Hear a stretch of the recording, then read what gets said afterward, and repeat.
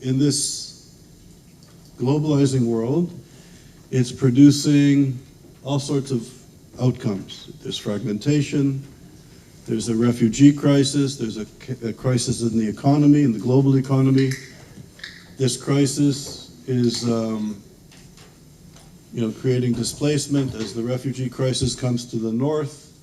It's creating resentment and nationalism, so we have the rise of right-wing extremism and populism and nationalism and left-wing extremism and political Islam. So there's all these sort of different reactionary social movements that are attacking the democratic center. And this is my reading, Charles's reading of what is happening and why political Islam and the radical left and there's a Red-Green Alliance and all these manifestations are occurring. But this is my reading. And the beauty of ISGAP from my perspective, and what I want ISGAP to always be, is a space where intellectuals can come from different disciplines and different perspectives and with areas of expertise and contribute to a conversation, to a dialogue, to an argument, and to map and decode and to study what is taking place in the world. So there isn't, there isn't a policy or an ISGAP policy as such on certain issues. And I think we also have to be mindful, the beautiful thing about our ISGAP community is that we're global, we're truly global.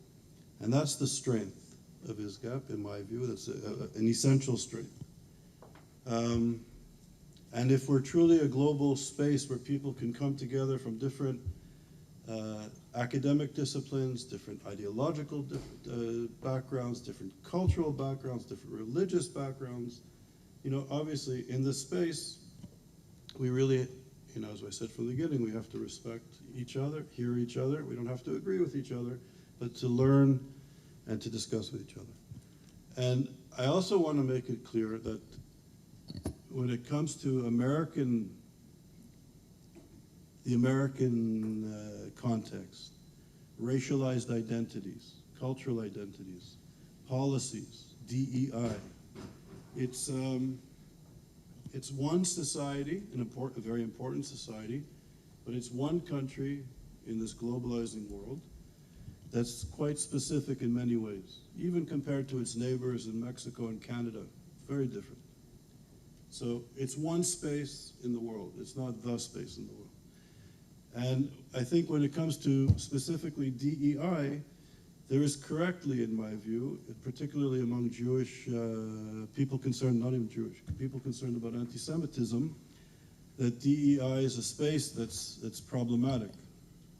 It often, not always, but often reinforces this notion that Jewish people are privileged and they're white, and they're not part of the DEI.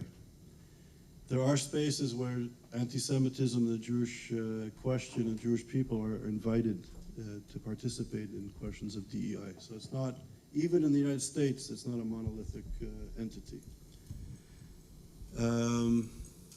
That's number one. Number two, the mandate of ISGAP is also to map and decode anti-Semitism and racisms with an S. Sometimes anti-Semitism is a form of racism, sometimes it's something different. And I think that if we're going to fight for an end of bigotry and racism and anti-Semitism, we have to also be mindful that even if DEI is problematic when it comes to the question of Jewish people in the United States of America, which I would argue it is, and it needs to be unpacked and addressed and redressed. And I think the Jewish question, Jewish people, and Jewish identity or identities, and the Jewish experience needs to be accommodated and taken into the DEI position, and I think it's not in many ways. To blanketly say that you're opposed to DEI means, in the United States of America, particularly for people struggling against racism, it's heard in a very serious way. It's heard in a serious way. So if we want to if we want to place anti-Semitism on the map dealing with prejudice and discrimination and bigotry. And we want to be included, and we're arguing we should be part of DEI, and Jewish identity is complex, and we're not necessarily white, and we're not necessarily privileged, or these are our identities. If we want to be included in the conversation, we also have to be addressing structural racism in the United States of America, and we can't just simply dismiss it. And we need to have a conversation, and we need to have a dialogue. And I think there are people, scholars and intellectuals and community leaders in the African American community that want to have the dialogue, that take anti-Semitism as something serious, and they know the history of anti-Semitism, and they know the history of African American and Jewish relations, and they want to hold out a hand. But if we are throwing the baby out with the bathwater and at the same time saying we want to be included, it's political suicide. It's stupid, in my humble opinion. Now that's my opinion, and I'll go back to the beauty of ISGAP. We can have a conversation, and you can actually disagree vehemently with everything I said and still be part of the ISGAP-only conversation and the fight to map and decode and combat anti-Semitism. But I think as much as we need to create a space and rigorous high-caliber scholarship at the highest levels to map and decode the unfolding anti-Semitism, the explosion in the United States and globally, we have to be aware of the society in which we're functioning. And in the United States and some other Western countries too, the legacy of racist theology and philosophy and social policy and slavery and the Middle Passage and segregation and Jim Crow is still a very fundamental element of American society. Sorry, there's a message. And if you go to any city in the United States, I spend most of my time these days in Miami, and where I live in Miami, it's one space along the coast. I can take a 5-minute walk, down the road, and it's another space. And that's the American condition. That's the United States of America today, and it's London today, and it's Paris today.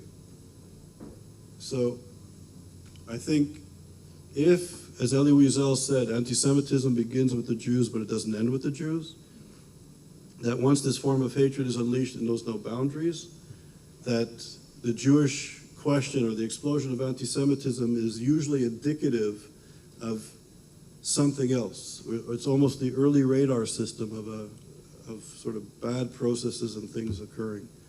That I think we have to be mindful that I think in a way this explosion of anti-Semitism is an early warning system for the rise of really reactionary social movements, extreme social movements that certainly affect the Jewish people in the question of anti-Semitism, but it's also reflective and affects other groups and other demographics, particularly those who have suffered different forms of marginalization and segregation and racism. So, and I think this is the task. How do we bridge this gap, and this ISGAP? How do we bridge the gap between scholars and policymakers who are concerned about racism and sexism, and maybe reinforcing the marginalization of Jewish people in the models that they're using? And how do we engage Jewish intellectuals or intellectuals and scholars who care about anti-Semitism, and in their zest for dealing with this emergency, and it is an emergency, how do we, at the same time, understand and address the cleavages and the fragmentation and the reinforcement of old racist ideologies and the emergence of anti-Semitism, I think, is the early warning system. So how do we come together? I don't have easy answers, but I think those in DEI stereotypically who dismiss anti-Semitism as nothing more than the kvetching. What's the word in kvetching? To kvetch, to complain, the complaints of white privileged people. Though that discourse is just as damaging as I think people concerned about anti-Semitism say, well, to hell with DEI. Because DEI comes out of something that's, has been a struggle for many decades. So here you have it. So I want to lay that out. Now, having said that, I think the wonderful thing about the Summer Institute, in my view, is that you guys have been bombarded by issues of anti-Semitism, the issues surrounding anti-Semitism. You know, from Hamas and Hezbollah and political Islam to Hollywood. You know, we're getting all sorts of stuff from a really, different disciplines and different perspectives. And at the same time, the goal for us is really to count on you from your academic backgrounds and your disciplines and your specialization to somehow integrate all the readings and all the lectures that you're getting here on anti-Semitism, which is interdisciplinary and global, and to use your area of expertise to try and incorporate some of these issues into your classroom, into your curriculum. So it's challenging. So I'm happy in this space to join the conversation to try to maybe address that.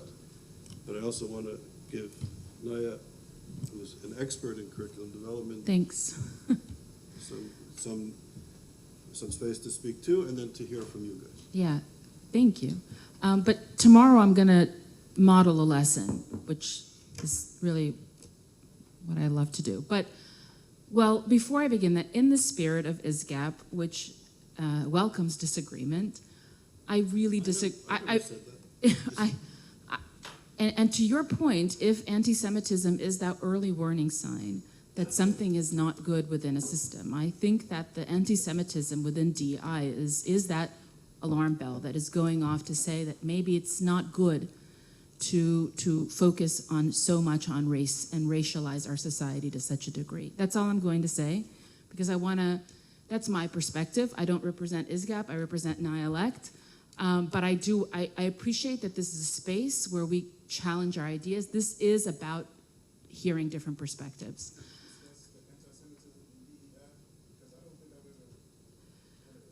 Yeah, so there's been studies done about anti-Semitism within DEI.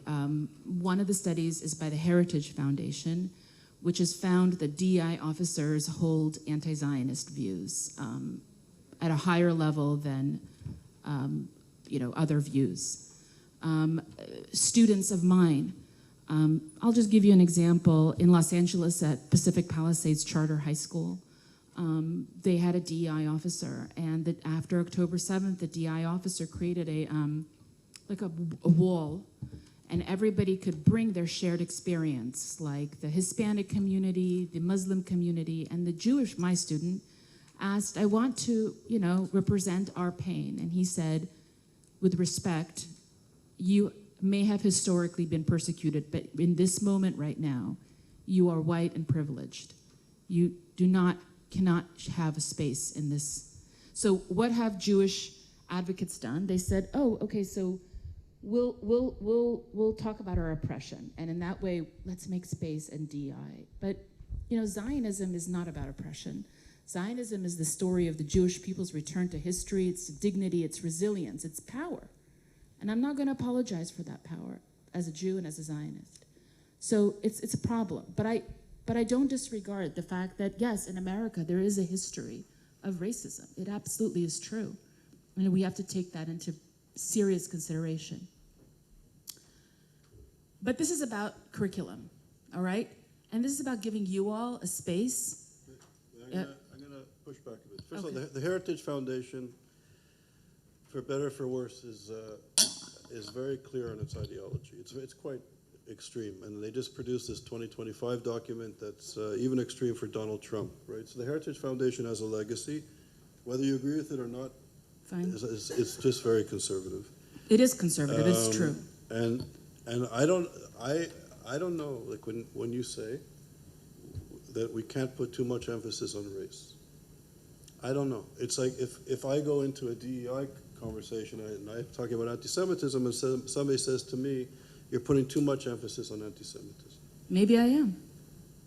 Based on what? But maybe I am. So based on what? But based on what are you talking about then? So. Based on your experience.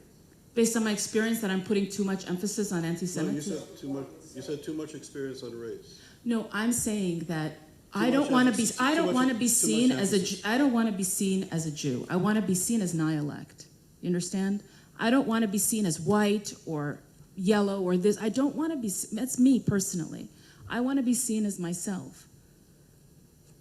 But I understand that others have a different perspective. But how about, agree, that's beautiful. I would love to be seen, you know, in certain conditions. I would like to control my own identity, right? You go into spaces that we want to control our identity. It's wonderful. But we're functioning in a society that puts labels on us, and that's where power is being defined. Some people are racialized in certain ways, and some in other ways. Yes. And that's where the power comes in. So some people are telling us who we are. Right, that we're white. Or whatever. And Yeah. then it's misconstrued. It's absolutely. But I wanted to use this time for pedagogy, because we're here for curriculum development as well. So we're running this together. So yeah, cool. okay, yes, Yeah. yes. Go ahead. So, well, you all here come with different perspectives and different fields. So there are social scientists and historians, and we're tasked to put together a curriculum. So I just want to hear, what are your thoughts? How are you thinking about putting this curriculum together? As one of the ways that we put curriculum together, well, the way I do is backward design method, where you outline your 3 objectives. I use 3 usually, and you work backwards, and you kind of think about what is it that you want to achieve with your course on anti-Semitism. So this is your chance to talk about, how do you want to teach about anti-Semitism? What have you gained from these few days from listening to the different lectures, and how you're going to incorporate them into your own courses and syllabi?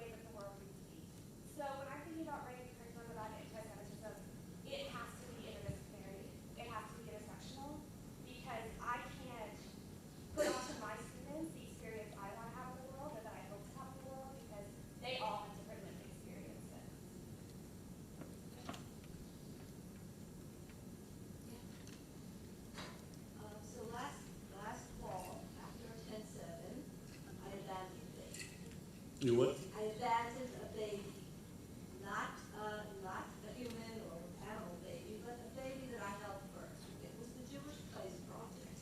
It began in our institution with a grant from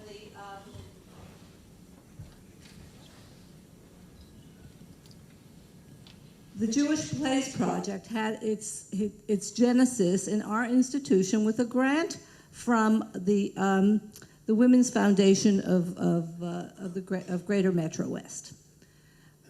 They were looking for something new, something innovative, and we were the Holocaust Council. We had done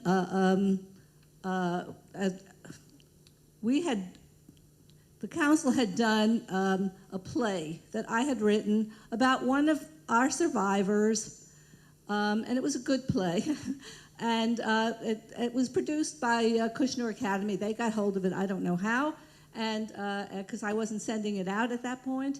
And they produced it, and a lot of my board and someone went to see it, and they wanted it done at our center. They hired a director from a local theater.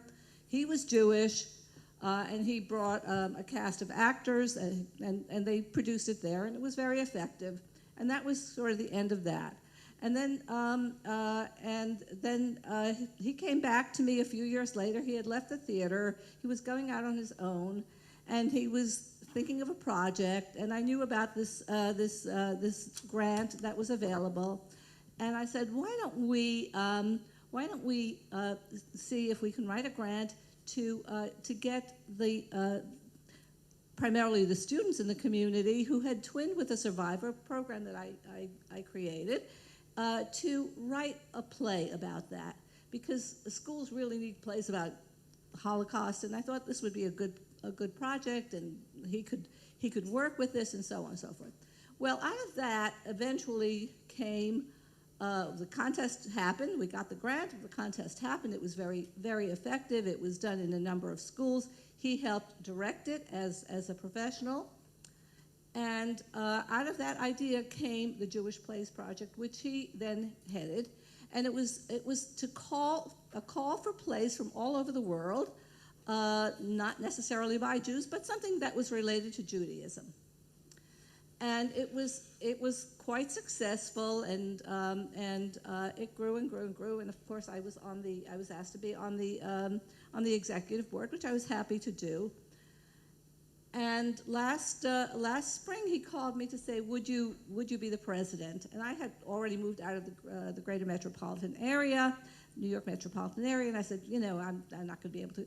And he needed me to be in place, and I said, "Okay, I will do this." And I did this, and then October 7th happened, and I went. We did a play in New York at the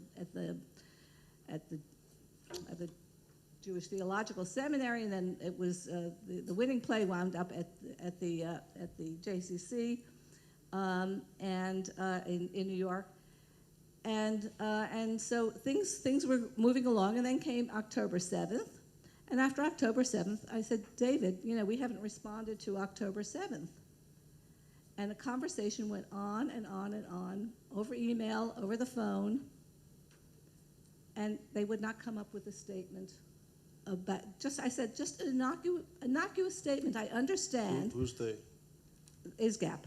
It's not ISGAP, the Jewish Plays Project, David specifically, would not come up with a statement about standing with Israel at this terrible time. And I said, I'm leaving. I'm quitting. "Oh, please, please, please don't." And I understood his position. He was an adjunct at Cornell. He was completing his PhD at DePaul University. But I just could no longer support this organization in any way or form. But when I had gone to my first meeting as president in New York, just prior to the performance of the winning play, I said, I have some ideas because I am a creative thinker, and I said, we should come to Charleston and perform it there. We can rent a theater. You should come to the Berkshires there and perform the winning play there.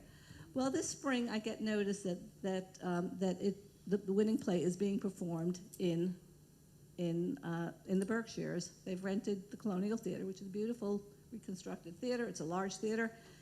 And I called the head of the federation, and she said, "We were not even informed that this was happening. So what do you do with this?"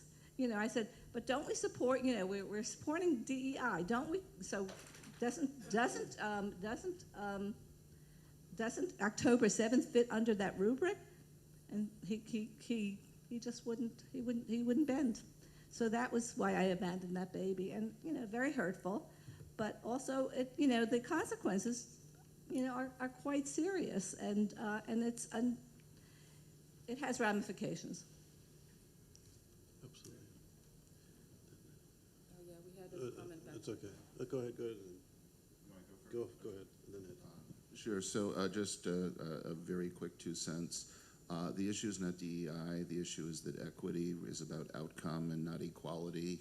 And then it's usually DEIA, which is anti-racism, which says discrimination is good, even if it's illegal. And I know this is hair splitting.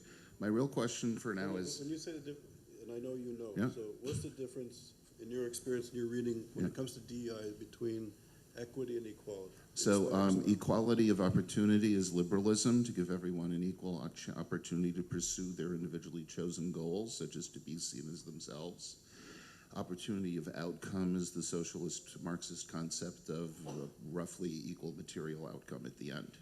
And equity is a substitute for the earlier liberal equality, and that's why there's a big debate.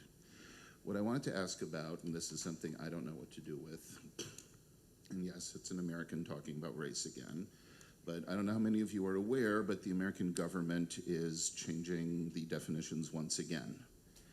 For the 2010 census, for example, the definition of Latino was expanded to include Spain and Portugal, which had previously been considered part of Europe, but, I mean, so was Britain at one point, so who knows how that changes. The definition otherwise for white is European, North African, or Middle Eastern, and the Biden administration is splitting that category between Europe and the Middle East and North Africa. Given that almost all Jews in the world have one grandparent and have claim towards Israeli citizenship, this puts all Jews in the Middle East through our identification with Israel. Whether we're Zionist or not, they'll take you. And this means that once this gets further codified as it goes through the regulatory state, we will officially not be white because the government will have commanded it.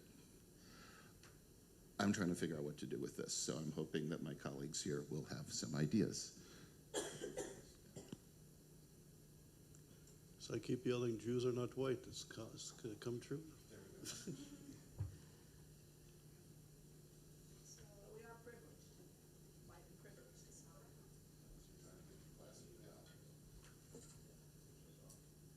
But Judaism, in the census, it's a religion, right? Jews are a religion still. They're not a. America, they're trying to. It's not. That's why FBI reporting is so difficult because they're categorizing us as a religion, Right. and not as an ethnicity. So it's a problem. Yeah. So I think in the census, although I understand what you're saying, but I think Jews are still considered a religion in the census material. We only do it every 10 years, so we just had one. So this is for the next one. So Jews will not be a religion for the first time? No, we won't be white. You were never. They don't have a religion question at all.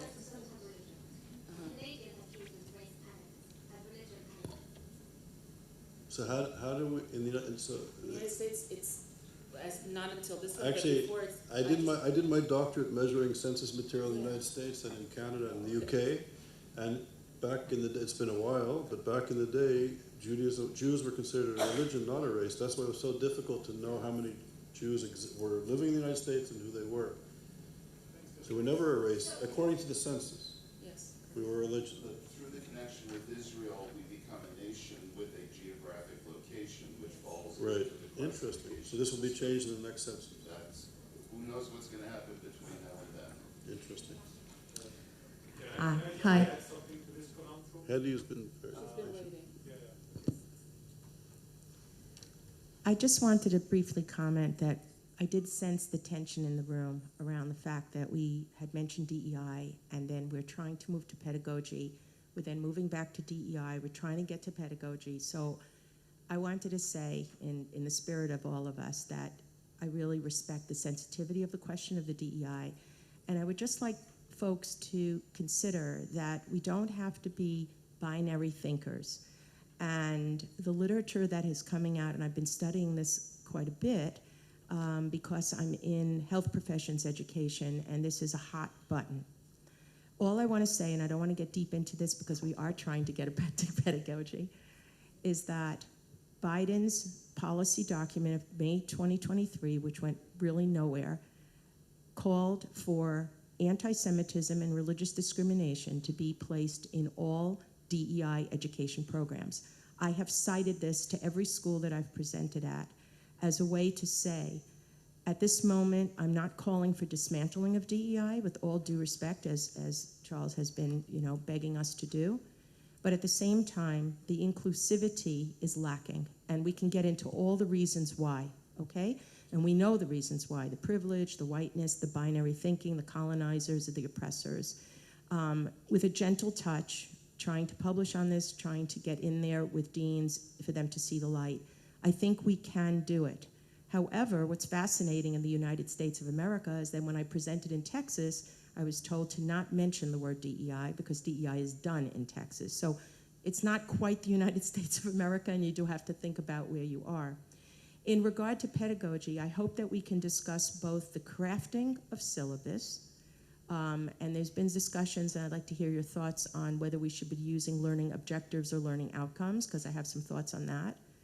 And also practicalities on implementing those curricula, because we can devise the most elegant curricula that there are, and they're going to sit on the website.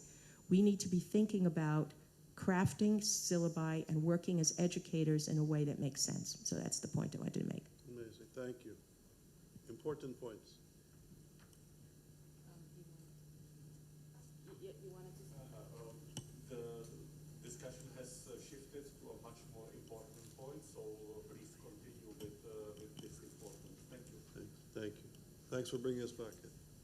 So, on pedagogy. I think the example before is something that gets me thinking about the pedagogy of teaching. The whole issue of DEI is an interesting question. I don't come at teaching as an orthodox position that whatever I'm going to say is right. I want to stimulate the discussion.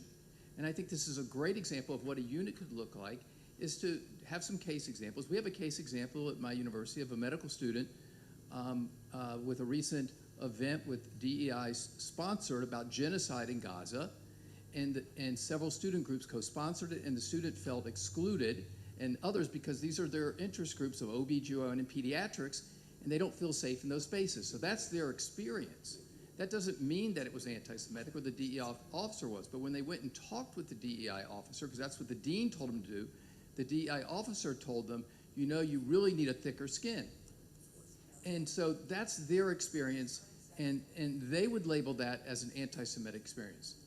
Now, that doesn't mean that all DEI, but it becomes an interesting pedagogical discussion to look at this and to stimulate different ways of understanding it. So, And I think for me, that's what I'm looking for in the course, because the stuff about Hamas, I'll probably teach it and everything, but if you disagree with that, so it's you know. what you just explained is, in my view, and I'll be brief because I don't want to take up the whole conversation, is a disgusting display of naked anti-Semitism. What I was trying to get at is that when we dismiss DEI, we have to be sensitive. If we want issues of anti-Semitism and the plight of what's going on to our people, Jewish people in Israel, to be included in the conversation, and if we go to the table and say, get rid of this, people in the African American community are going to hear something, and they're not going to engage us. So we have to. That's what I was getting at. I would never defend any of this crap. Yeah. The mic happened here. Sorry. I am someone who thinks a lot about pedagogy, and I have an issue with the fact that we're talking about DEI in this room, and we've been talking about it at the conference, and we haven't actually come to a working definition or understanding of what DEI is. Furthermore, from the pedagogical background that I come from, I don't really understand how we can separate the undertones of DEI, the messages of inclusion and equity, from teaching in a public school classroom. I know that a lot of people are coming from like Jewish nonprofit world, and I get that. But I think it's kind of an issue to be minimizing and challenging DEI without actually having a common understanding of what we're talking about.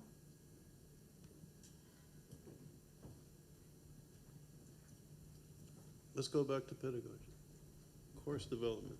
So, yeah, I have an issue. A lot of our previous conversation has really just rendered some of my just thoughts on the Jewish experience in the United States, because last summer I was studying census data and immigration in the U.S. and how Jews have been classified, seen as Jewish, and experienced their own Judaism through the landscape of the immigration system and the quota system in the U.S. And I feel like we can't even really talk about the Jewish race and the experience of Jews as a race without understanding the 1965 Immigration and Nationality Act, which included all of these probationally white or sub-white categories of race within the larger conglomerate of whiteness, and Jews were one of those distinct ethnicities that were included there. And I think that the way that the quota system has become covert within the U.S. based on race and lumping large, very diverse ethnic groups into one large, kind of almost meaningless sometimes conglomerate, like qualities of these ethnicities are subsumed, and that is, I would say, also part of Judaism. And I personally just come from a background of being in schools that embrace DEI's pedagogy and ideological concepts, and I just remember, I've been seen as Jewish in those spaces very oftentimes and discriminated against, and I feel like I agree with the notion of not, operating around the issue in a binary sense, like reject, accept, but reform, work with it. And I think that thinking about it empirically and in terms of data and kind of just trying to demonstrate the work that DEI does, like in numbers, and there are, you can see empirical evidence and test scores of its effectiveness. Moreover, I'm just kind of sharing like some general thoughts, but just in terms of Jews fitting within the pedagogy, I think it's important to understand like how 1965 actually really radically changed the perception of Jews in the United States, and which is evident in Arthur Miller's Focus, where he is grappling with the fact that he's now seen as white, and he previously came from a background where he's discriminated against because he's not white. So I'm not sure if, I'm not sure exactly how that would manifest and actualize within what we're trying to develop, but I think understanding it from an immigration standpoint and like census data and like incorporating that aspect into like just understanding what the Jewish experience has been and how it's not monolithic is Arthur Miller's great. So, go ahead. I don't want to interrupt you, but when you're done, can we get away from DEI and go back to anti-Semitism and pedagogy? Yeah, I just want to say something very interesting about Jews. In 1885, there was a reform movement of Jews. They wrote something known as the Pittsburgh Manifesto. And this Pittsburgh Manifesto was these reformed Jews who largely came from Germany, and they laid out principles of how they understood what it means to be a Jew. And point number 5, they said, we are not an ethnicity, we are not a nation, we are a religion, and we jettison the idea of returning to Israel. And so many ways, the way, the problem of Jews seeing themselves as a religion was self-made by many of the Jews who first came to the United States of America, part of that reform movement. So, American. We lost your microphone. Oh, no, it's working. Sorry. I think what I'm hoping to come away with is the concept of context. Like, I think it's very difficult to talk about anti-Semitism when you take it out of context, and I'll explain what I mean. That we're spending a lot of time, let's say, on what's happening in Israel and Gaza. And I think with anti-Semitism and how, it relates to that. But I think you can't really talk about current anti-Semitism without talking about the history of the Jews and past anti-Semitism, specifically in what I deal with the Holocaust. I think it's very pivotal. And I think that what I see in America, just by scanning like university courses, is that a lot of times things are lumped together. And there's no basic course that's introducing people to concepts in history. Mm-hmm. And it's a really big, and it happens with Holocaust education also, right? There's no problem having a course about the Holocaust and gender studies, or the Holocaust and slavery, but first you need a course about the Holocaust, and maybe you also need a course about slavery, then we can talk about them together. So I think that's something that's very missing. I can't speak about other countries. The way I would explain it from my past life is, in my 3rd year of law school, I took a course called art law. If I had taken that in my first year, it wouldn't have made any sense to me. So I'm just hoping to be able to actually, very nuts and bolts, to be able to create a pedagogy that deals with anti-Semitism, basically like an introductory course that leads to the current. How many of you have taken a class on the history of anti-Semitism? And for those of you who raised your hand, how many of you is that a history of the Holocaust? So I'm asking, have you ever just studied the history of anti-Semitism, or has it always been under the aegis of the Holocaust? I would like to say something about this, about the study of anti-Semitism. I'm studying in Heidelberg, and the department recently, because of the event of 7 October, established a new class about the study of anti-Semitism because of the event of 7 October. And it was, I would say, a class with 2 professors, one professor of history and one professor for Oriental studies. Mm-hmm. For what? Oriental studies. And we discuss different topics from the medieval times since today.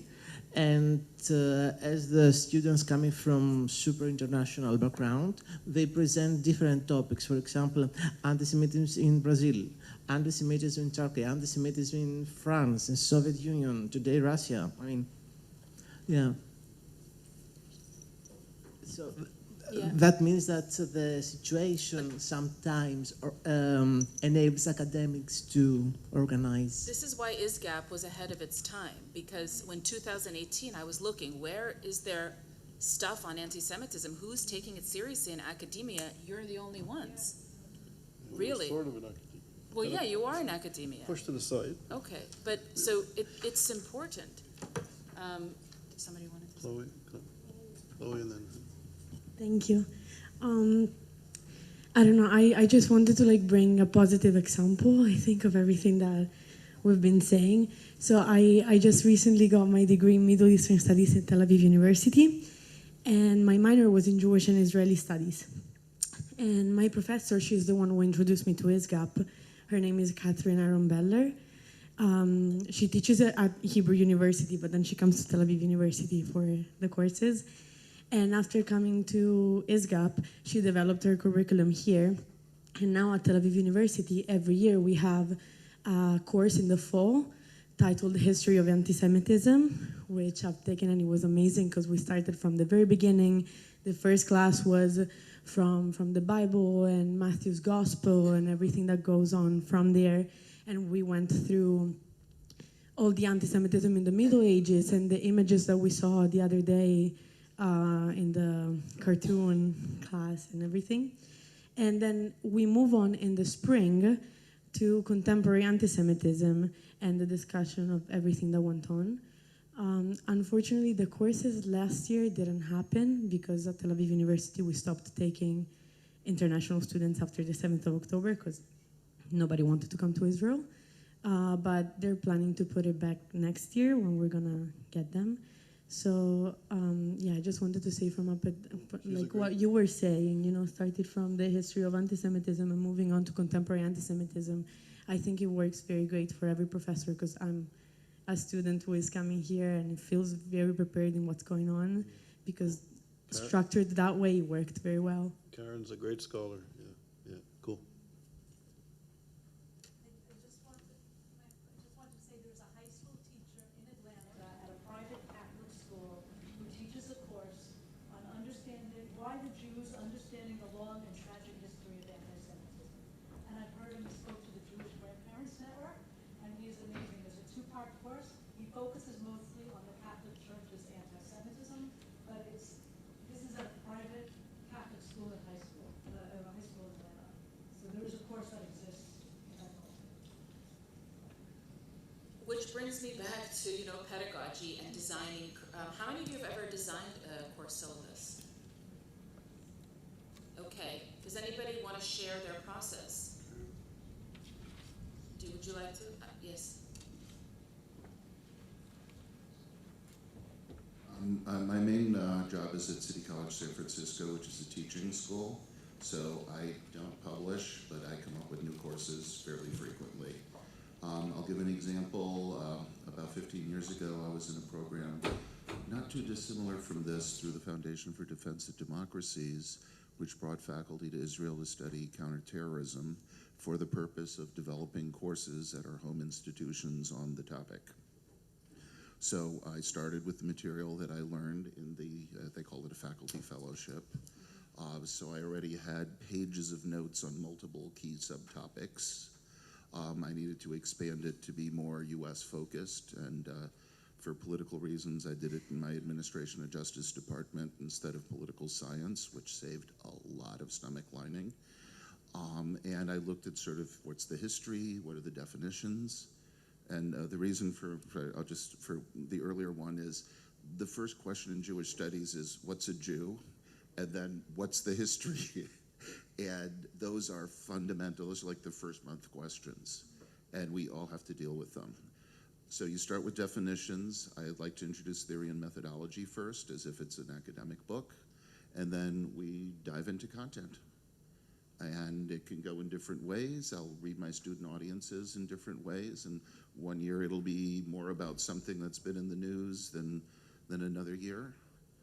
But the core outline of record is going to cover what I would see as the major outline topics. I'll look generally at sort of what textbook or books might I use and see, what is there that I would be able to assign, or what other materials are available. So like I'm picturing I'm going to be stealing a lot from the ISGAP website. And then look at, well, what do I want my students to learn? And if DEI is an issue, the difference between student learning outcomes and student learning objectives is almost as triggering at my school. And so what exactly do we want the students to have? That has to map into the methodology, the assignments, the evaluation components, and that has to map then onto departmental division and institutional learning outcomes. So that's a very short version, but it works across disciplines. Hannibal wanted to say something? Also, while you get the mic to Hannibal, on our website we have a list of many course curriculum from different disciplines that were created by our past participants. It's on our website, and it's a good resource for you, I think. You can, borrow parts of it and tailor it to your needs. If I may add, you don't have to reinvent the wheel. There's lots of wheels out there. Yeah. Steal, take knowledge if you must, but use it and then make it unique to your class.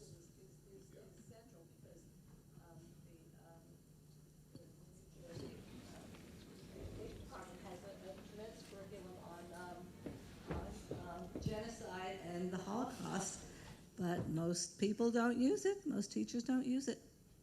Very comprehensive curriculum, maybe the most comprehensive. In New Jersey, and it's available online. That's a good point. Thank you. I just wanted to kind of piggyback on my colleague over on this side mentioned about context. And that's something I think we also have to keep in mind when developing curricula. And in the U.S. South, I just want to kind of just go back to the U.S. just for a little bit.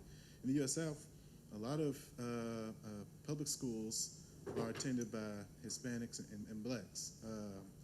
And they go to these public schools, but over the past decades, public schools in the United States, especially in the U.S. South, have been sort of grossly under-resourced. So, I mean, I don't even think they teach the Diagram Frank anymore, all the way through high school anymore. They just can't fit it in. They don't have the funding to purchase the books or anything like that. It's not in any of the textbooks that I've looked at and surveyed over the past decades. So they really, a lot of times people really don't know what anti-Semitism is when they get to college. I mean, when they get to college, they've never really thought seriously about, anti-Semitism. I think they've heard of the Holocaust and know parameters and things like that, the Nazism and things like that, but they've never really understood why the Holocaust. And they also really don't know what racism is, to be honest. And that's something, because if everything is racist, then you have to ask yourself, what is racism then, And so I asked my students if, at my college, it's a predominantly African-American college, I asked them if black people can be racist. They all say no, resoundingly. So I give them, cases, just to sort of push them a bit. I said, what about Rwanda? What about Biafra in Nigeria, where people were killed because they were not, Hutu or a particular race of people? Same skin color, lived with each other for thousands of years, but because they have been sort of conditioned to think of the other person as like not their race, they, genocided them. And so, and I say all that because then I asked them if blacks can be anti-Semitic. And there's like this deafening silence. In my class, I hit them with the heavy. I asked them if blacks can be anti-Semitic. They never thought about it. They've never really thought about, because they don't have like a historical understanding. So I think that's something that we have to consider when we're putting together coursework and course material. We have to add more content to help them sort of fill in, gaps And I know it's not our job to sort of fill in gaps from K through 12, but we can't assume that they kind of understand that. And anti-Semitism is a problem for Jews and non-Jews. One, because Jews and blacks in America have been historical allies, historical. And one thing that the enemy of blacks and Jews would love better to do would be to try to drive a wedge between these two groups. You know, we've seen what these two groups can do together. And so one of the easiest ways, you know, in politics, if you want power, you have to divide people and conquer them sort of piecemeal. And so that's one of the issues that I see with you know, understanding that anti-Semitism goes beyond Jews, but also it's our children. You know, non-Jewish people, it's our children that's on like TikTok, spreading a lot of this hate, being manipulated. You know, and if you ask, do we want our children to be manipulated? No. So we have to sort of take this seriously. We have to take anti-Semitism seriously. We have to kind of understand it and in all of its manifestations. Because we saw the other day there was a, you know, not going to go there, but there are, when Salafists and jihadists, when they make these calls for whatever to come, we saw what happened with ISIS. People came from all over the world, young people, young talented people, computer scientists, scholars, you know, all over the world. They got, I don't know how they got the money, but they bought $4,000 worth of tickets to join ISIS. And these are, you know, these are our children, you know, and they strap bombs on them and they allow them to be blown up, not themselves, but our children. And so that's something that we all have to consider, and you know, I'll leave it there. Thank you. Yeah. There are a lot of great content experts in their own domains here, so I'm not going to contribute to that, but I wanted to contribute a thought for the conversation around approach and teaching methodologies and approach, which was something that I hadn't been exposed to until a required seminar a few years ago on adult learning and education. And one of the big aha moments for me, since many of us in doctoral programs are not taught to be anything other than scholars, we're not taught to be educators or teachers. And it was a really big aha moment for me learning about the difference between andragogy, adult education, and pedagogy, education for children. And I know we have educators of all kinds here, people who will be teaching in primary schools and high schools, but also at universities and with master's students and doctoral students. And so I just wanted to offer, for anyone interested, that there are really great resources available thinking about the principles of adult education and how it differs from child education and how that might contribute to developing your coursework that I'm excited to learn about this week and next week, but thinking about application and relevance and problem solving and how that differs for when we're working with adult learners. So I just wanted to offer that for thought. Thanks.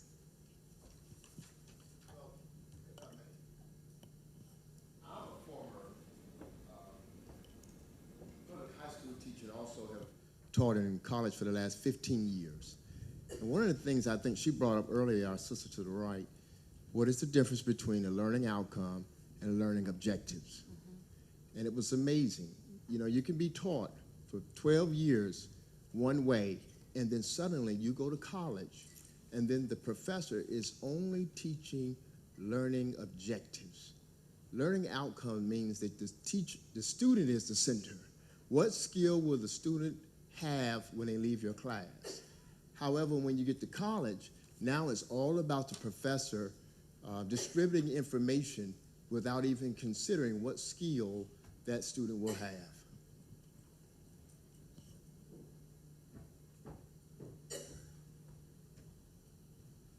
Such a perfect segue for me. I wanted to bring up three things. One is that I did complete a syllabus at my university. I teach at George Mason in the College of Public Health, and it's posted on the ISGAP website. I got it fully approved through the university. And it's the objectives on there were. I'm going to hand it off to somebody else for a second. Thanks.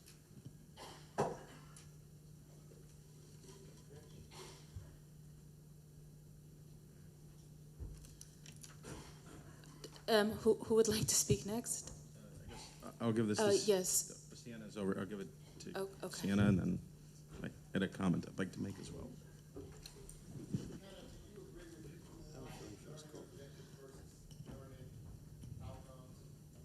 Would you like my? So, I've been thinking a lot about this. So I used to teach at university, and I've since started teaching in high schools actually. With high school students, you have to scaffold a lot more than you do with college students, I have found, personally. Yes. But I also, I'm pursuing a master's right now in classical education. And so it's a very different approach than Dewey, for instance, which is student-centered. And classical education is back to teacher-centered, but still keeping it engaging and Socratic. It's Socratic seminar method. So I believe in the Socratic method of teaching. And in my classroom, we have people who kick off with questions for the text. They're called kicker offers. And, you know, I create an entire kind of seminar around each session is going to be inquiry-based education.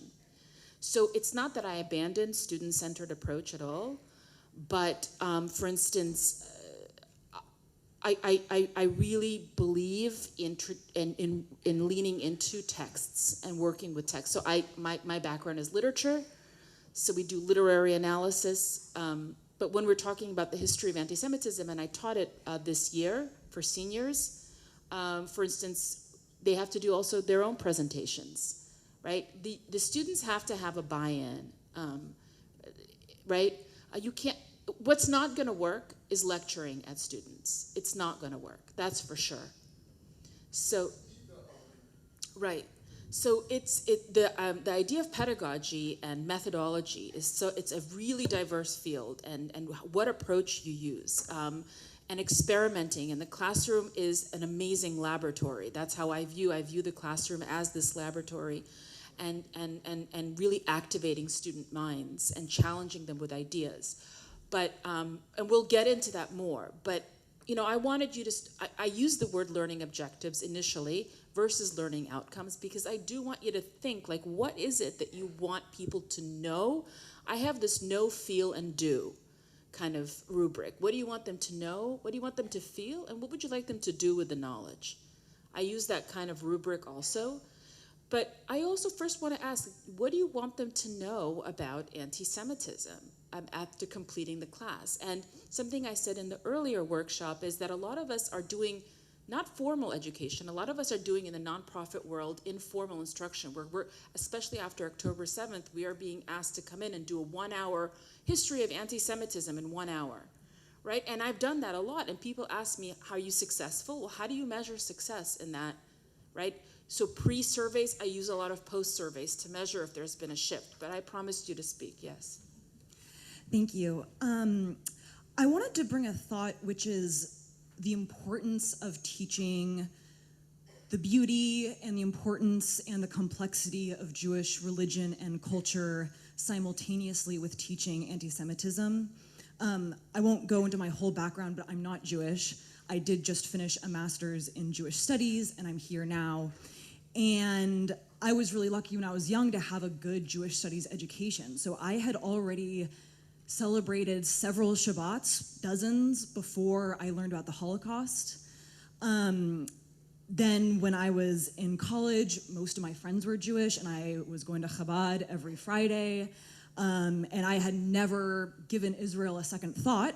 And so when I heard people saying anti-Semitic and anti-Zionist rhetoric, I had in my mind already, I knew what a Jew was, I knew what a Zionist was, and I knew a lot about Jewish culture and the diversity in Jewish cultures. And I just want to say that because again, as a non-Jew, my education about Jewish culture and Jewish religion has been really instrumental in my desire to fight against anti-Semitism. And I know people who learn about, I mean, even myself with my other forms of education about different forms of prejudice is, I know what racism is, but I don't know the first thing about the Black community, actually, in terms of culture. And I can say the same thing for, you know, different Asian cultures or Islam even. I don't really know anything about it, even though I know what Islamophobia is. And so I just really want to keep that in mind as we move forward. So, remind me your name, please. Sienna. Sienna raises an interesting question. Do you think that when teaching about anti-Semitism, you must begin with teaching about Jewish identity? Some people, look, yes, you know, what do you guys think? Actually, I had a very similar point I was going to make this. I think that part of the problem I find, even in Jewish spaces, is a lack of awareness of Jewish history. If we just begin the discussion with just this is anti-Semitism, I think we're missing the boat, because a lot has to go with first forming the positive experience. There has to be something, I think, that forms the identity. There has to be something we're celebrating. It's not simply recounting bad things that happened, I think, in the absence of good, which also provides, I think, sometimes the nuance and the context that's all too often missing from these conversations. And I just wanted to add, too, that sometimes that's also the problem in Holocaust museums as well, that they begin and end with the Holocaust, and they don't want to start earlier. They don't want that type of conversation. And I think that doing that helps to dispel a lot of ignorance and the lack of awareness on part of both Jews and non-Jews. And that could go a long way towards helping combat anti-Semitism. And lastly, I'd just like to point out that even Sartre himself, there's been mention of him. He says the anti-Semite defines the Jew. That's true to a certain extent, I think. But at the end of his life, Sartre said in his very last work, L'espoir maintenant, hope now. In his interview with his personal secretary, Benny Levy, he says there's something worth fighting for in the Jewish spirit. And it's not just to deny the anti-Semite the right to define the Jew. He says it's the unity of the Jewish people in the diaspora across time and space, and that has to be communicated. Thank you. When I attended in 2020, can you hear me? When I attended in 2020, I was a grad student and not a professor, not creating a curriculum. What I walked away with creating were two versions of a workshop all about Jewish peoplehood, because that was what I took away from this, is that you needed one. Why two? One for a non-Jewish audience and one for a Jewish audience, because even Jews aren't aware of how wide and diverse the Jewish tent is. And then 2 years ago at Tikkun Leil Shavuot at my synagogue, I gave a whole lecture on it as well. I looked at the maps of the different migrations of Jews, and that brings into the history of why.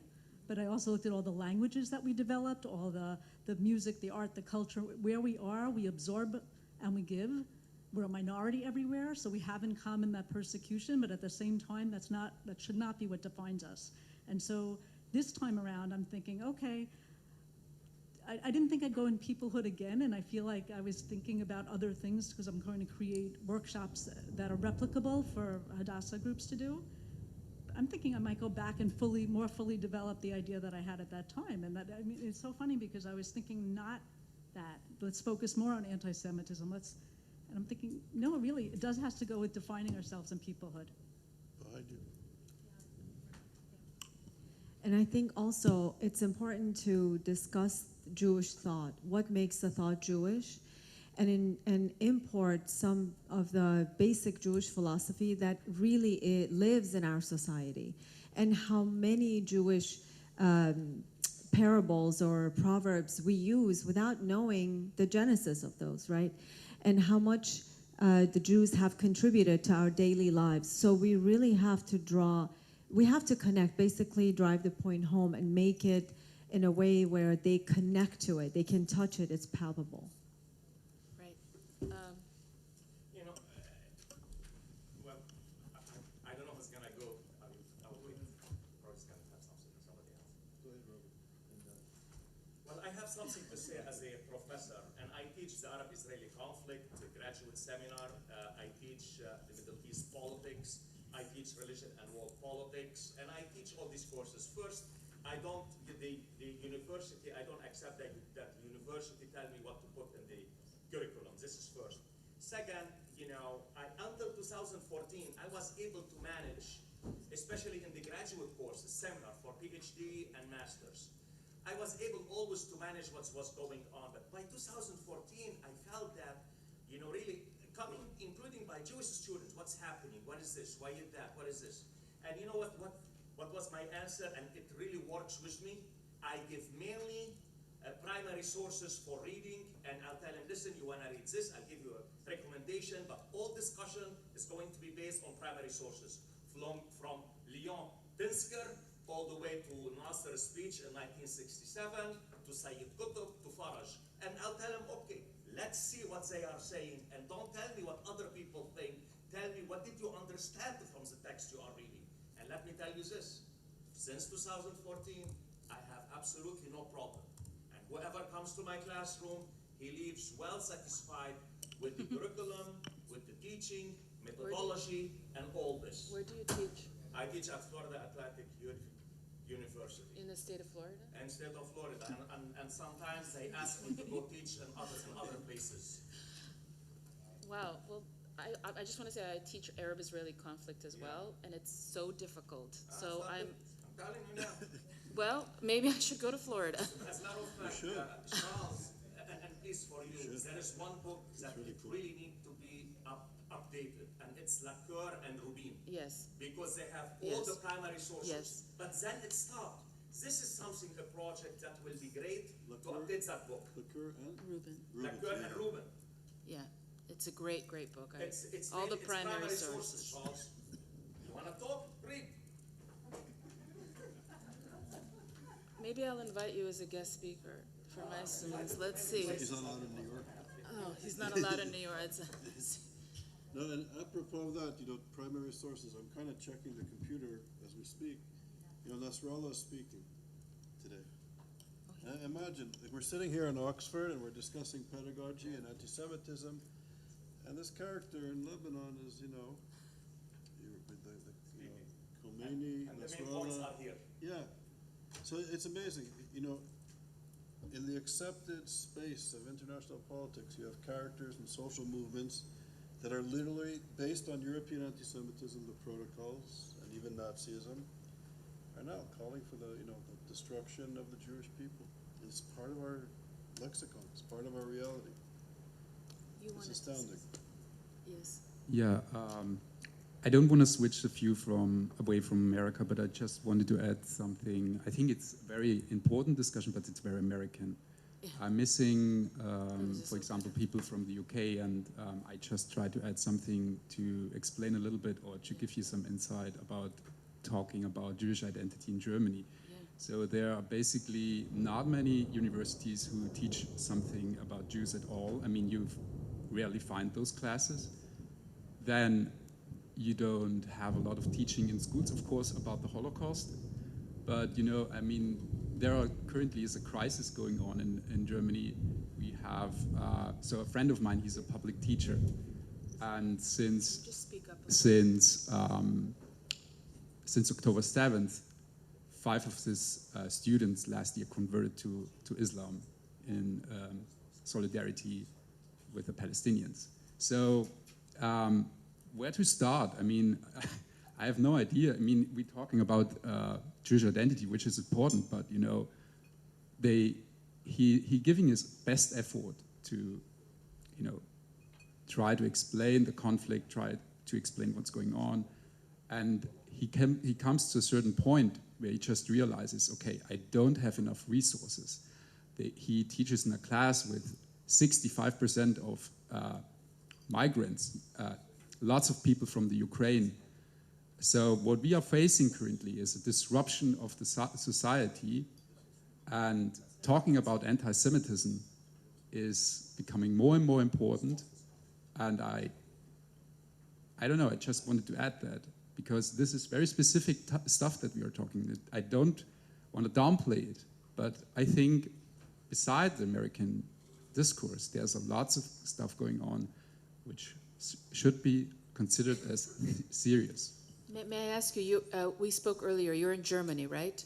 Is it how is it easy to teach about the history of anti-Semitism, or to get those kinds of courses? It's easy to teach as long as you don't stay at a, let's say, Israel. You can't touch Zionism or... oh, really? I mean, No? no. You can of course talk about it, but if you need to introduce, of course, what is a Jew. I mean, Lewis said this, but you don't reach the point because the current crisis is so omnipresent. There is not much space. That's just something that I'd like to add. Well, thank you. That's very important.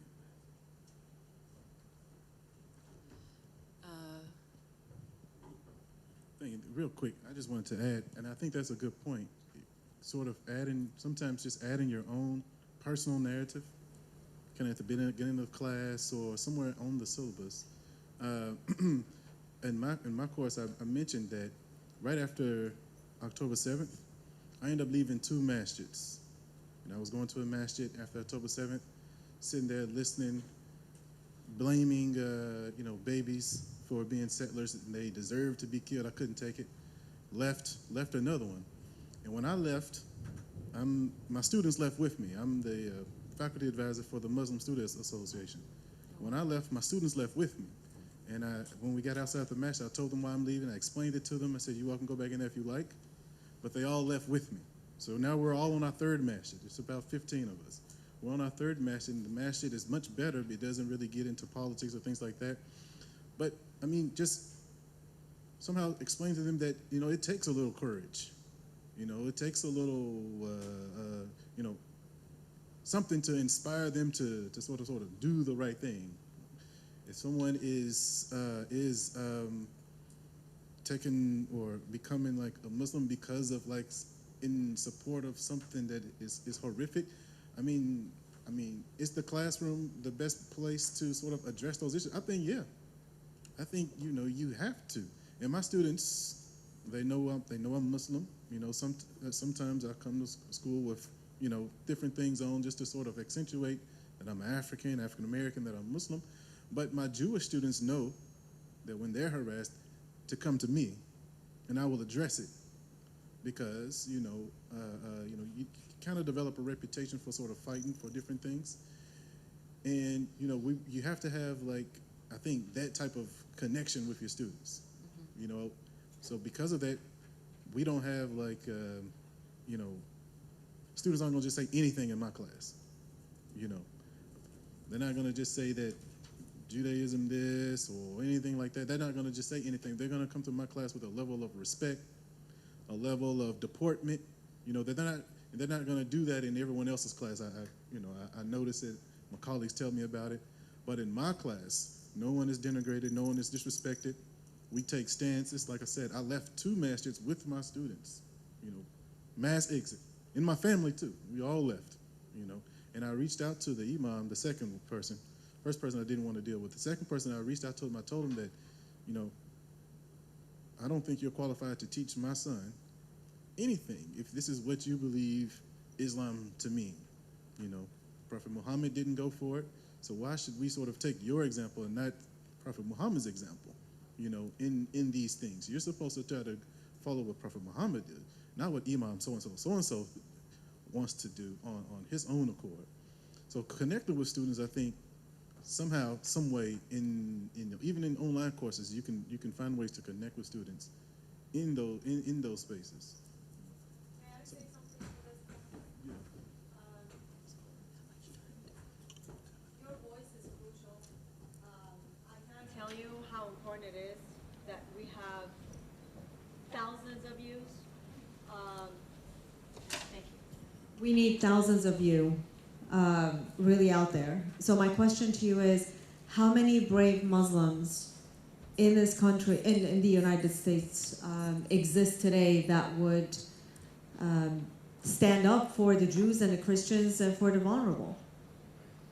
Do you know? I mean, this is because what we see on the other side is there are so many Muslims who don't ascribe to this form of thinking, but they're afraid of coming out. They're afraid of harassment. They're afraid of being called sellouts.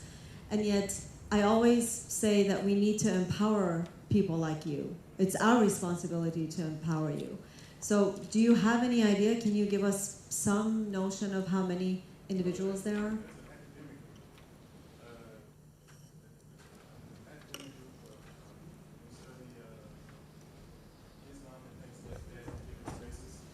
There's a website called theamericanmuslim.org, theamericanmuslim.org, and the website is sort of ran by Muslims and is dedicated to debunking jihadist interpretations of Islam. That's all they do. Is just debunk what Salafists and jihadists. And I have to read Mr. Roberts' book on Salafism, but they spend their time debunking it, and we meet once annually to sort of deal with it, how to deal with it in our classrooms and things like that. But I agree. I mean, when we talk about privilege, white privilege, I tell my students we have black privilege. We are the. I mean, I hate to say. I mean, it's a proud thing to say we're the richest black people on earth. We are in a safe space, relatively speaking, and we can speak out. We should speak out on things such as that, because some of my colleagues, even my students, they're immigrants. They don't feel comfortable speaking out. They'll feel that maybe they'll be deported or something like that. And so they're reluctant to really speak out on these things. So I tell my students at my HBCU, we have to use our black privilege. We don't have to worry about being deported. Someone comes for us, I mean, we call Reverend Al Sharpton and we'll get it done, But, but being facetious, but seriously, we have protections in the laws that, we can utilize that maybe other groups, don't have and they can't. So we have to take our opportunity to sort of utilize some of that privilege that we have. I just wanted to share on the same note that because of the work that I do, we go to a lot of speaking tours in the US, and we go to a lot of American universities and campuses. And especially after October 7, I was shocked that Muslims came to learn or to support us, and the people that attacked us actually was white Americans. And they were so ignorant, and they don't know anything about the Middle East. And we tell them, we go, for me as a Bahraini Muslim, we have Saudi Muslim, we have Arab Israelis, we have Palestinians. They come with us in the hope of changing the Middle East. And we are from the region. We live in the Middle East. How can you know better than I am? And they keep attacking us they all come with a script in their phones, and they keep reading and shouting on us. And the opposite for Arabs, Palestinians, Saudis, they're all students in those American college, and most of them from the best colleges, Columbia, name it. And they come to us and tell us that we support you and we want to know more, we want to get involved. So thankfully, especially after October 7, a lot of Muslims are opening their eyes and either want to learn and want to support in any way. And back home in the Middle East, the numbers are growing, and that's the work that we do. We try to educate Muslims, Arabs, to know and to defend the real facts and to come together between Muslims and Jews.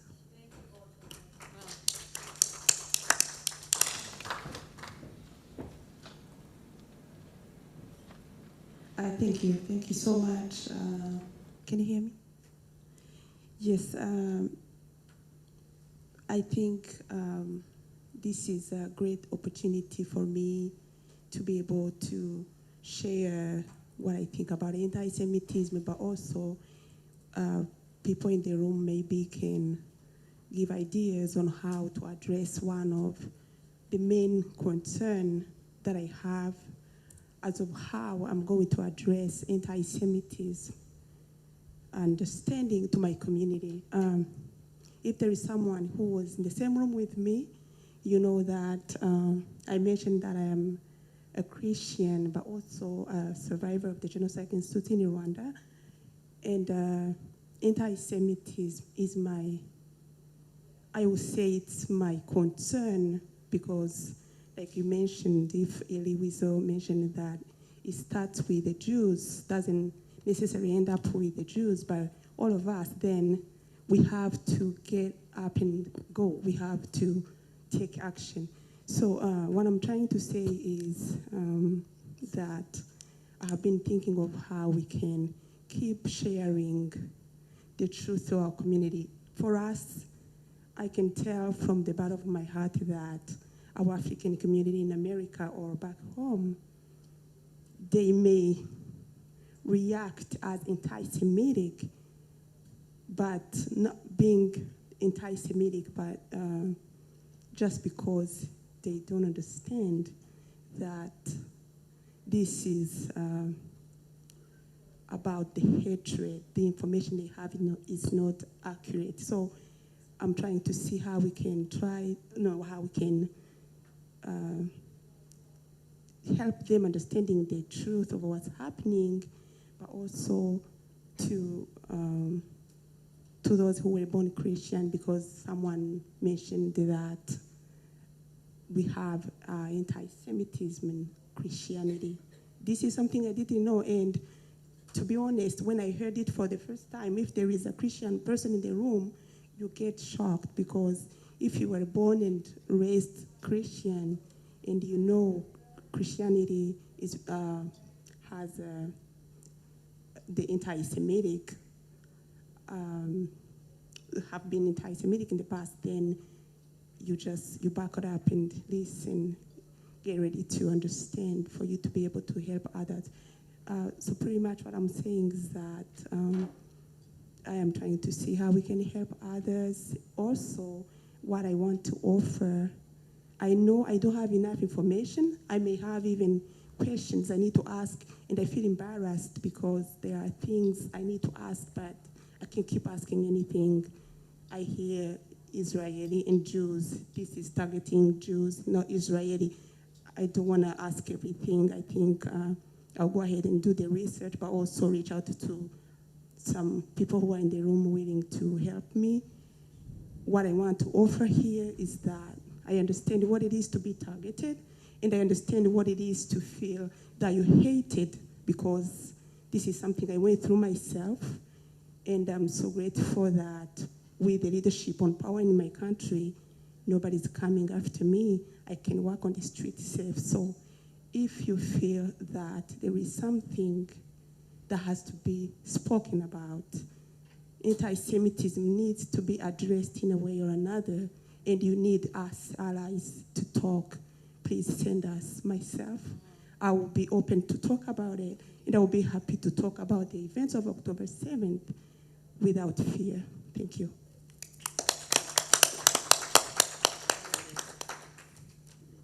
All right, well, we're wrapping up, but we have, but yes. Okay, try to be brief, and then Thank you very much for this session. I wanted to add one my personal observation as somebody from Central and Eastern Europe. To me, this felt like a very interesting American debate. I have learned something how it works on American universities, but also, to be honest, I had to Google what does it mean DEA. How many of you we had to don't Google have that? we don't use this abbreviation in my country, and we don't really have it institutionalized. We have codes of conduct, of course, against bullying, against harassment, intimidation, things like that. But our universities work in a little bit different way, I would say, perhaps closer to how it works in France, for example, where the institutions of learning are very secularized. And when you enter the classroom, you are somewhat expected to leave your identities behind. It's like when you enter a shop, or let's say McDonald's. You want your burger to be done. You don't care who is flipping it. It's a different approach. It has advantages and disadvantages, and the DEA is also coming, but there is also a strong pushback on our universities against it. So the debate is awaiting us. I think, but it is just different observation. I just wanted to show Americans that people in different parts of the world have different problems. this is a full circle, because this is how I started this session. The United States is an important country, it's an important society, it has its own issues, but there's a world, there's different regions, different parts of the world, different ways of seeing things, and we really need, as an international issue, organization, we really need to take into consideration all these. Also field research, I'm cultural anthropologist. Now you feel like an anthropologist. Cool. Welcome. All right. Welcome Great. to Oxford. Thank you.